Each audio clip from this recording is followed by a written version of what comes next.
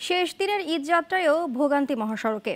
উত্তরে 10 কিলোমিটার এলাকা জুড়ে যানজট আর ধীরগতি, তবে দক্ষিণের পথ ফাঁকা। প্রতিনিধিদের পাঠানো তথ্য ছবিতে আরও জানাচ্ছেন সিরাজুমনি শুভ। ঈদযাত্রা নির্বিঘ্ন করতে প্রশাসন ও সেতু কর্তৃপক্ষ বিভিন্ন পদক্ষেপ নিলেও উত্তরের পথে চিরচেনা সেই ভোগান্তি কমছেই না। ঈদুল আজহার আগের দিনও বঙ্গবন্ধু সেতু মহাসড়কের এলেঙ্গা থেকে বঙ্গবন্ধু সেতু পর্যন্ত 10 কিলোমিটার সড়কে যানজটের কারণে ভোগান্তিতে পড়তে হচ্ছে যাত্রীদের। এর মধ্যেই বঙ্গবন্ধু সেতুতে টোল আদায়ে আবারও নতুন রেকর্ড হয়েছে। গত 24 ঘন্টায় 52,000 গাড়ি পারাপার হয়েছে। টোল উঠেছে 3,65,00,000 টাকা।